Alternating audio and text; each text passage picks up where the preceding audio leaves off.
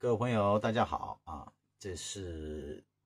最新的一期房车夜话啊，今天是2023年的11月28号。那么我呢，现在在安徽祁门啊这个地方，也就是产红茶的地方。今天夜话跟大家聊什么呢？首先说我加了一个设备啊，加了一个补光灯啊，很多人说我这个晚上夜话很吓人啊。那么我就加了一个补光灯，现在是跑点啊 ，OK 啊，今天跟大家聊什么呢？聊聊一个焦虑的问题啊，很多朋友，包括我自己的家人啊，都会有焦虑这个问题。焦虑应该讲是与生俱来啊，当你面对一种压力的时候，它就很容易产生焦虑。你说你一点没有焦虑，那是不可能啊。那怎么样尽可能的，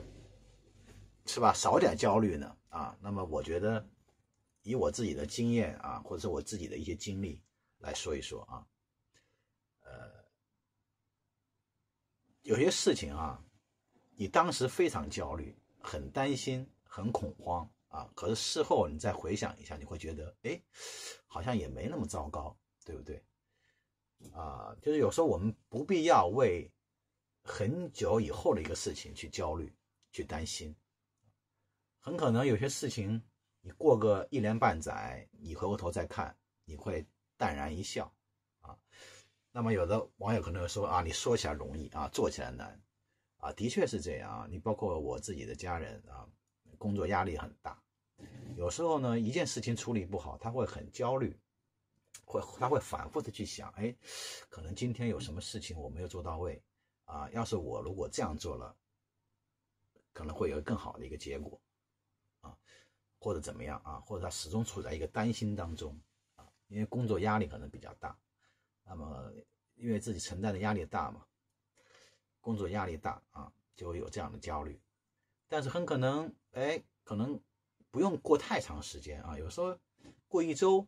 啊，甚至过几天，那么这个事情的走向和发展完全不是他所担心的那样啊，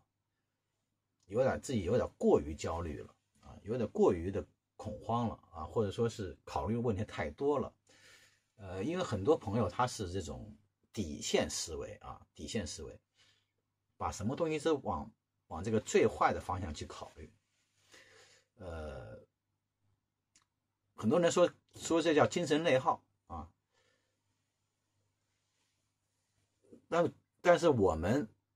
没有必要给自己强加这么大的一个精神内耗啊。有些事情缓一缓，其实完全没有你想象那么糟糕啊。所以有时候我们要放过自己啊，不要把自己逼得那么狠。当你按部就班的去做了一件事情，当你觉得自己已经尽了自己的努力，尽了自己的能力去做了一件事情，或者说去处理了一件事情，如果说他还往那种你不希望发生的这个方向去发展的话，那你只能是坦然接受啊，因为你已经做不了其他很多的东西了。也就是说，放过自己吧啊，不要把自己逼得那么狠啊，缓一缓，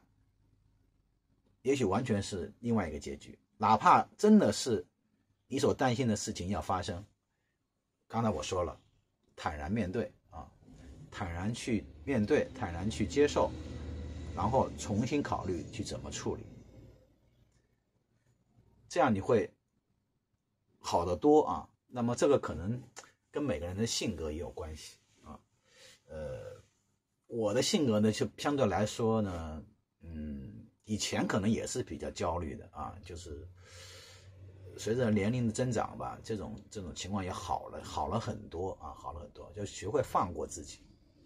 因为有的时候你急没有用啊，急来急去，有些事情不是你所能控制的啊，完全是你控制不了的，何必呢啊？这是我想今天跟大家这个聊一聊的啊。这种情况，我想很多人都有。遇到这种时候，你就想一想啊，你回想一下1年前那些让你糟心的事儿啊，让你焦虑的事儿，你可能会哈哈大笑一声，对吧？我相信每个人都会有这种感觉啊。甚至如果说想到以前更早以前啊，我们举个例子啊，举个特别年轻的一个例子啊，就是你去为这个你的初恋去割手腕的时候，恨不得割手腕，恨不得这个跳楼跳长江的时候啊，如果说现在你过来了，对不对？你现在已经成年了，想起当年那个行为，是不是觉得很幼稚，对不对？当然这是一个很极端的一个例子了啊，很极端的一个例子，就是这个意思吧啊，就是有可能你都想不起来1年以前让你焦虑的事情，对不对？所以说放过自己啊，放过自己，不要把自己逼得太狠啊，这就是我今天想跟大家这个交流的一件事情啊。那么这像这样的夜晚呢，就非常适合，尤其是在房车上非常适合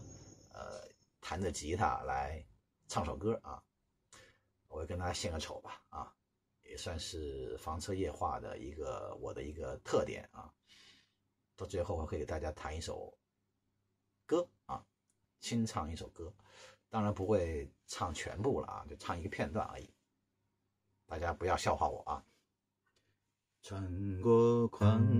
野的风，你慢些走，我用沉默告诉你，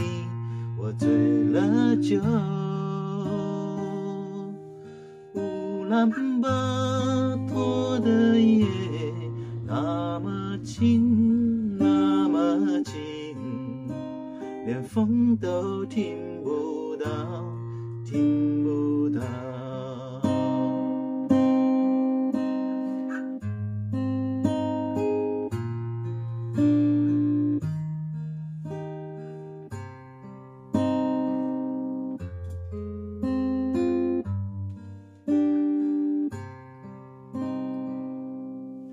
好，本期夜话就这样啦，我们下期节目再见，拜拜。